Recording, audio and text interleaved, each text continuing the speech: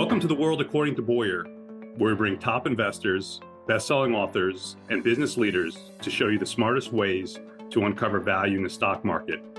I'm your host, Jonathan Boyar.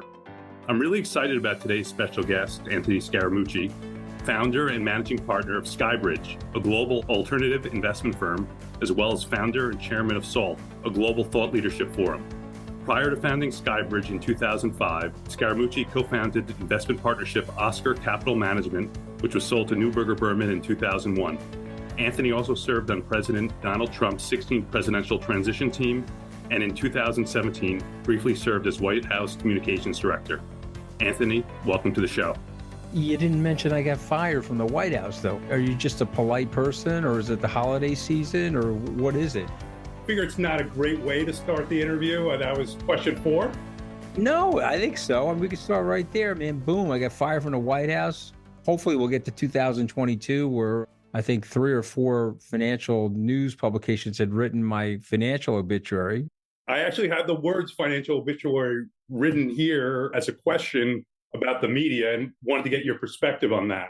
They love to pull people up, tear people down. Your case in point, they were writing your financial obituary. Listen, some of them are writing positive things. Who cares? I mean, here's the thing. For your listeners and your viewers, what other people think of you is none of your business, especially if you're an entrepreneur.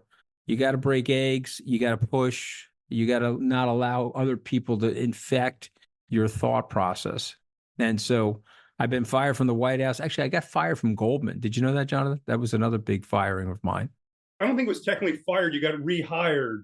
Yeah, but I got fired. I got an $11,000 severance check. One of the funniest things that ever happened to me was the woman in personnel. She was like, "How are you? Great news that you're getting rehired into the securities division." I said, "Yes, it really is." She goes, "That's great." She goes, "Could I get the $11,000 check back, please?" I was like, "No, actually." She said, "We won't have to tell anybody you've been fired. We can always just say that you were departmentally transferred." I said, "Josephine, you can tell the whole world I got fired. I don't care. Okay, I'm keeping the check." I needed the money, Jonathan. I had no money at the time. But in any event, she marked me down as departmentally transferred anyway. She was very nice, but it's fine. Look, when you hear a couple of lessons for your viewers, okay, you get fired, take it like a man or a woman. Be nice to the person that fired you, because trust me, it's hard to fire people. I've had to fire people and it sucks. And I became best friends with the person that hired me. He's a 25, 30-year friend now. General Kelly fired me in the White House. His first official act was to bring me into his office and say, "You got to go." Shook his hand. I said, "John, I hope we could stay friends." Of course we did. We go on speaking tours together around the country and the world. Be nice to people and don't take it too personally. You're talking a lot about resiliency too, because as an entrepreneur, you're coming back from these things. And you've had, as you mentioned, some really high profile failures, which is the cost of being in the arena, as Roosevelt, Theodore, not FDR, would say, but you bounce back. Why can you do it and others can't? Others can. This is a decision that you have to make in your brain. This is certain switches have to be shut off in your brain and other switches have to be switched on. So the first switch that has to be shut off is the self-conscious switch. And everybody has that switch. And somebody that tells you they don't have that switch, they're lying to you. The first time I was on television, I was very nervous. I was incredibly self-conscious, and I was very afraid of what people were going to say or think of me after I left the studio. The first time I gave a public speech, more than 30 people, my heart was thumping. So people that tell you that they're not self-conscious or they don't get nervous, stuff like that, maybe today, 10,000 plus hours, 20 plus thousand hours of public speaking, I'm not nervous, but I was nervous. When you're failing, it sucks. Okay. You want to have a bad day? Description. How about July 31st, 2017? I'm fired from the White House. I'm blown into Pennsylvania Avenue. I'm skinned alive by media pundits, cable pundits, late night comedians. I'm skinned alive and then rolled in margarita salt. Okay. It's a bad day. People said I could never come back from that and blah, blah, blah, blah, blah. Okay.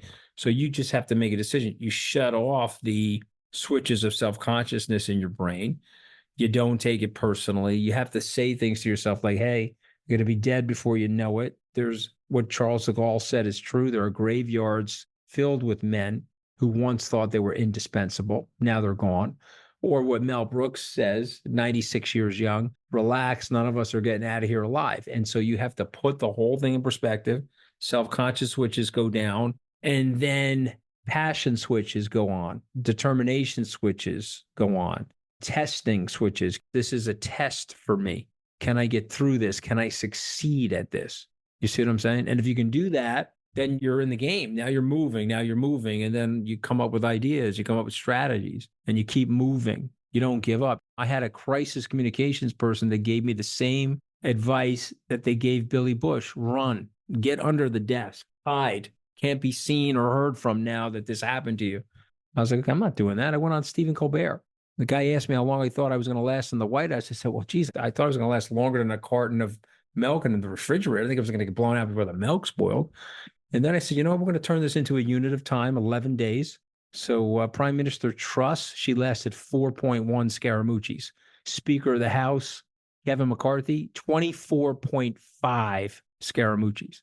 The guys in the All In podcast are like measuring people's tenure now in Scaramucci's. So big shout out to David Sachs for doing that for me. The point I'm making is that you can either roll with it and lean into it, or you disappear. And I don't think you should disappear. And you've got entrepreneurs, financial advisors, managers, people that are listening. Nobody escapes the trials and tribulations of life. Nobody. I don't care if you're a billionaire, you have people in your family that are not well. Life has comedy in it, and it has tragedy. The ancient Greeks understood that.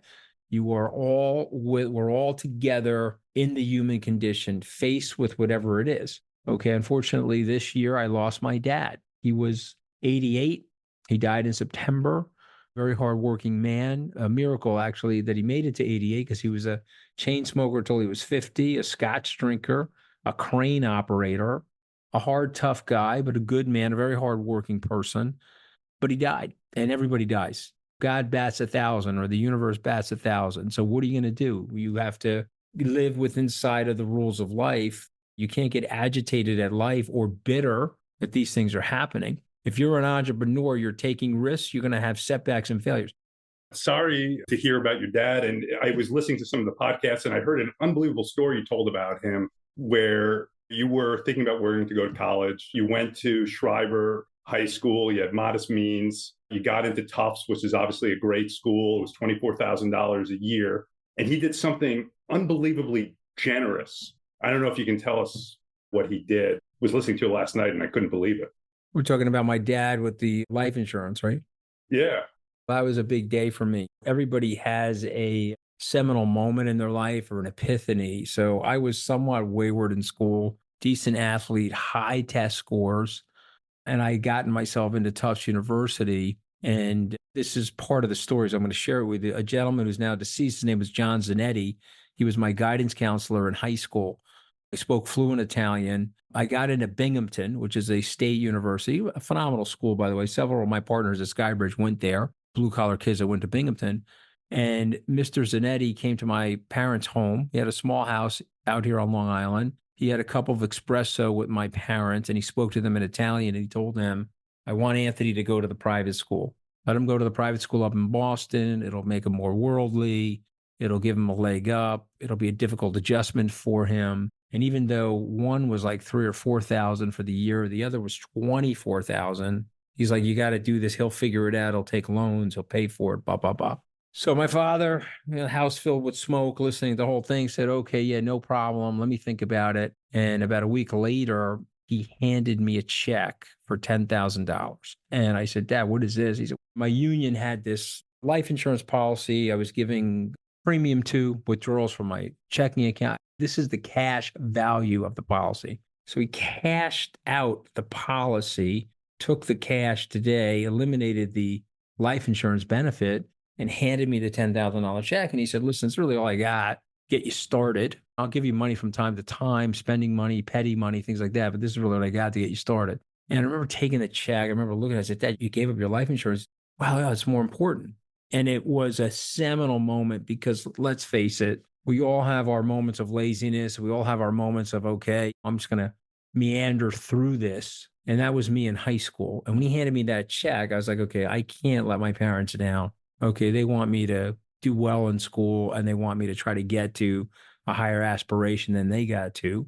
And I'm not going to let them down. When I got to Tufts, I went to work, not only academically, but I was delivering pizzas. I was selling T-shirts. I was delivering newspapers. I worked in the economics department for a statistician. And then I got really lucky. I had very high LSAT scores. This is going into my junior year. And so I got hired as a Stanley Kaplan tutor, which was phenomenal. That was like $22 an hour back in the 80s. Okay.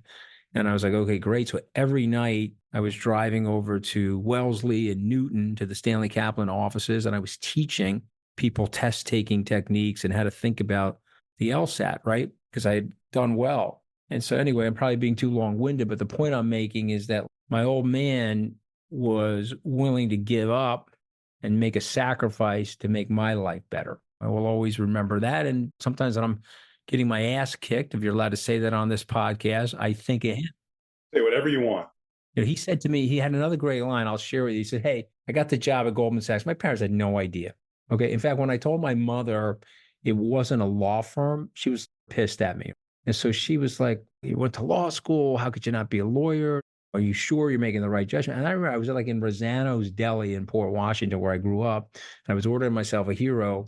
And Mrs. Campanelli said to me, how's that law firm, Goldman Sachs? Your mother says you're doing really well there. I said, excuse me? She said, yeah, the law firm, Goldman Sachs. These people had no idea, right? They were reading like El Progresso, the Italian language newspaper, right? I looked at it, I said, so Mrs. Campanelli, the law firm, Goldman Sachs? She said, yeah, your mother told me about it. I went to my mother's house. I said, Ma, are you telling people in the neighborhood that I'm working at a law firm? She goes, yes, I am. I'm embarrassed that you're not a lawyer. She was talking to me. So I'm just giving you a sense for like the family I grew up in, right? And she's 86 years young, God bless her. So she'll remember that story. She also thought I was going to Harvard Law School. So she had the map out. She said, we're going to Connecticut. I said, Ma, we're going to Harvard. We're not going to Connecticut. It's not Harvard Law School. No, Ma, it's in Boston. It's by Tufts.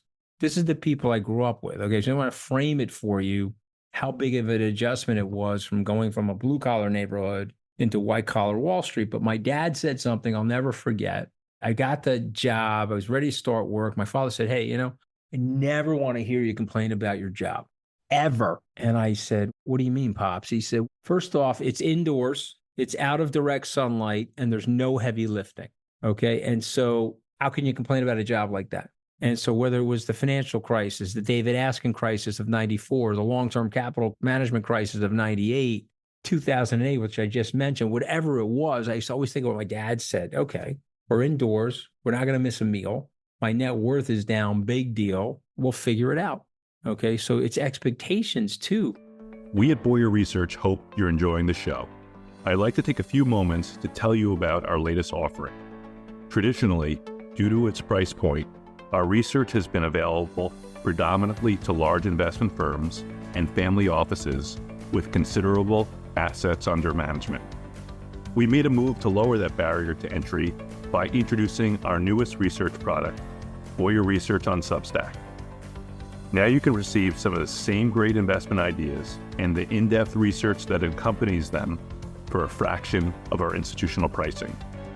12 companies a year, each of them with a catalyst we see propelling their stock price to appreciate in value in the coming years, and hundreds of hours of research and analysis, all delivered straight to your inbox. Find us on Substack at boyarresearch.substack.com to learn more.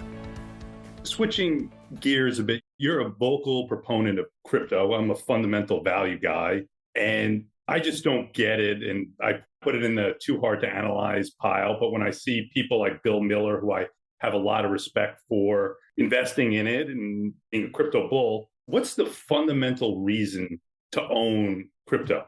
Let's go to investment philosophy for a second. Okay. So let's talk about Buffett for a second, because we both have probably studied him. He was a half a cigar butt investor. Okay. So if the butt was on the floor, it was worth $2, he was going to buy it for $1. He'd pick up the cigar butt and smoke the last couple puffs. That's an analogy he's always used. And that was from his mentor, Benjamin Graham. When Buffett met Munger, he got heavily influenced by Ken Fisher's father, Phil Fisher. Okay, so we're giving a little bit of history lesson here. And Phil Fisher was a growth stock investor. So Phil Fisher said, okay, that's an interesting way to invest. It's probably safer, but I would like to buy companies that have meaningful growth. So if I buy Apple Computer, at $100 million, so let's say $100 billion market cap, it looks like the valuation is too high, but its growth rate is so high that in 3 or 4 years, my in price is going to be a low PE. So I'm willing to accept that.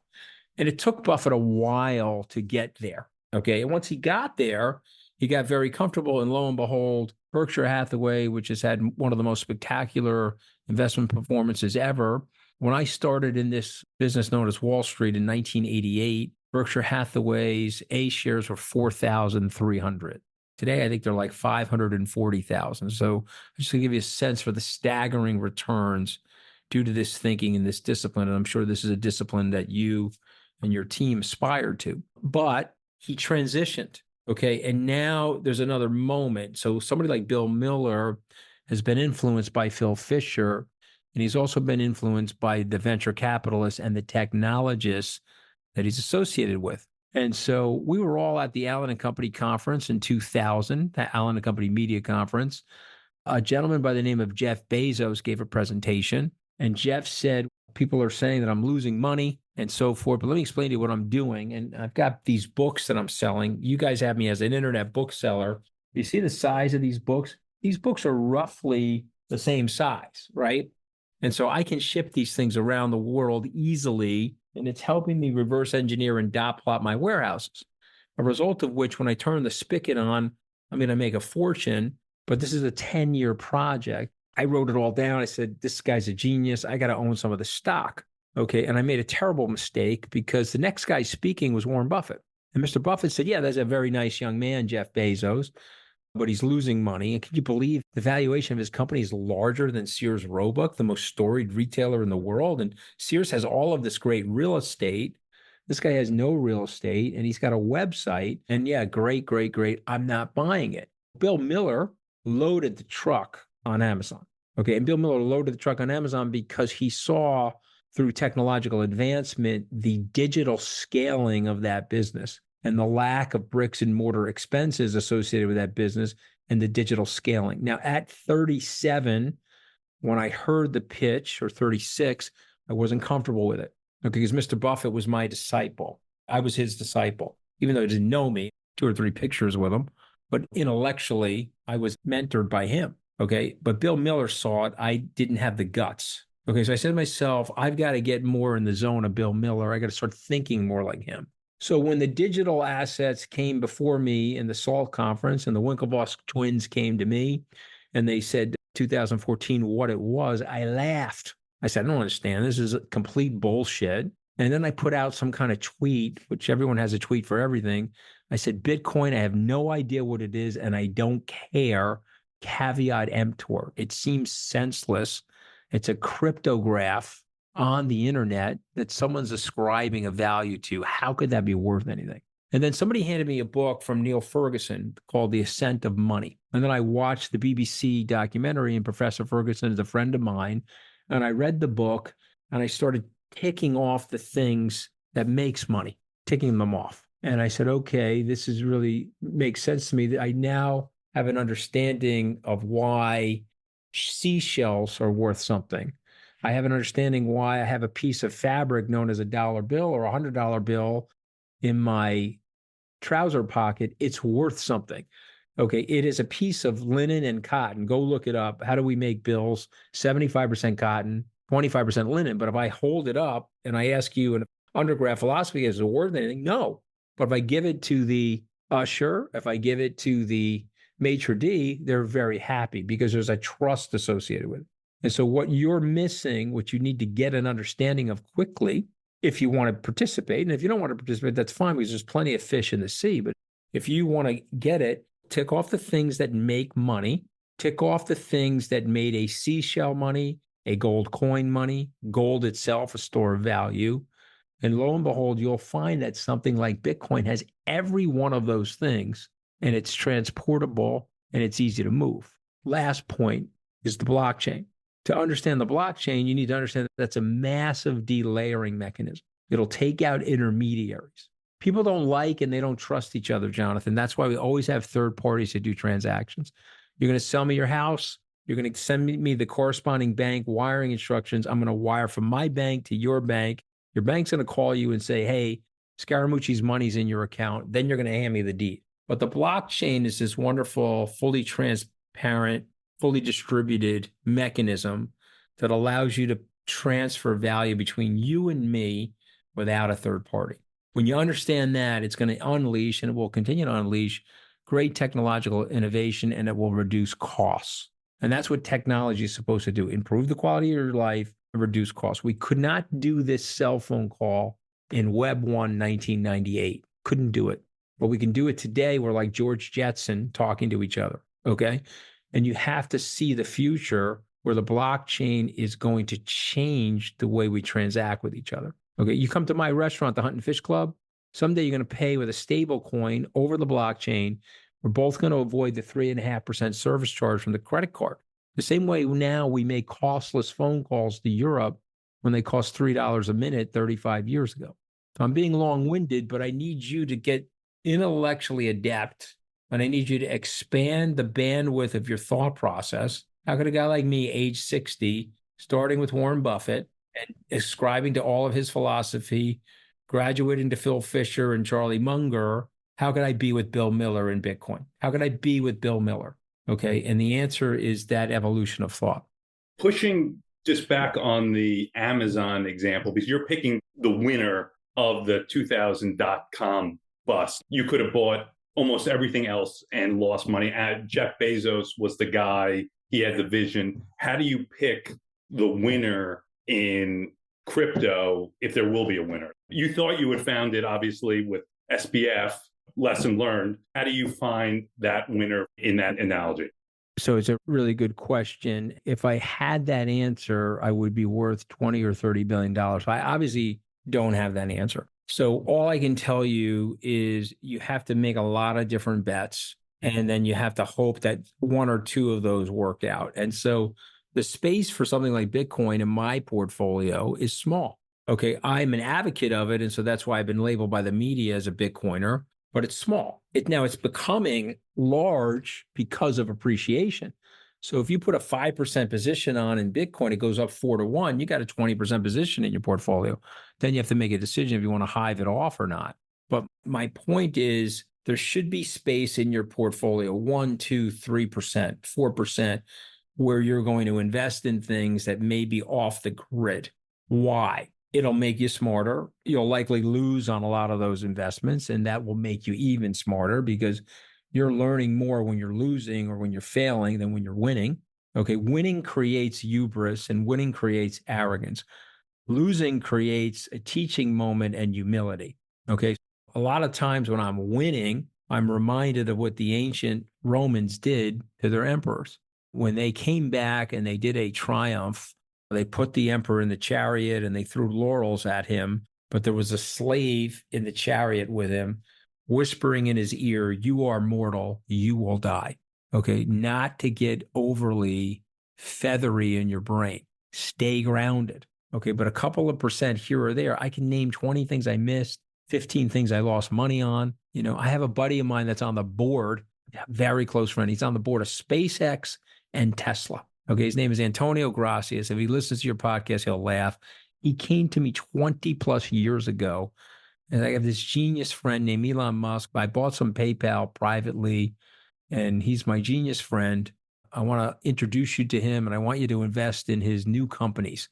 I said, wait, what is he doing? He's starting a commercial space company, but at the same time he's doing that, he's just acquired this electric car company. He's going to do both of these things at the same time, and I'm an investor in both. Excuse me? Okay. And so, Mr. Idiot, I passed on those. Antonio went on to become a billionaire. He's on the board of both of those companies.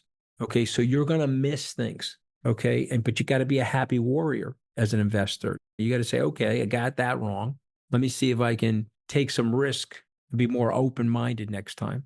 I know we're running out of time. I just wanted to end this by actually thanking you. On social media and in the media in general, you've been an outspoken supporter of Israel, very much so, in their fight against Hamas. Unfortunately, that type of public advocacy is rare, especially for those outside of the Jewish faith. One, thank you. But two, why be so public on it? Because it doesn't help you. Look, a lot of the things I do publicly does not help my business. Michael Jordan had a great line. I'm not taking a position. Republicans buy sneakers, so do Democrats, taking no political positions. I'm here to sell sneakers.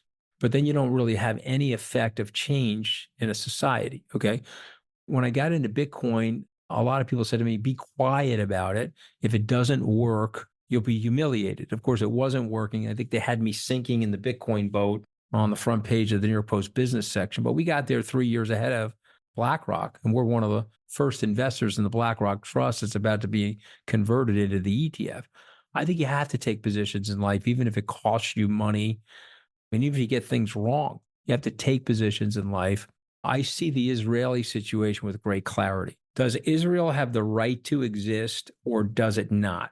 The United States made a decision in 1947 alongside of the UN that it does have the right to exist. Therefore, does Israel have the right to defend itself when people are crossing its border and murdering 1,300 innocents, raping people, and bringing 10-month-olds and 80-plus-year-olds back into their area and holding them as hostages? Does Israel have the right to go and protect those people? And the answer to that is yes.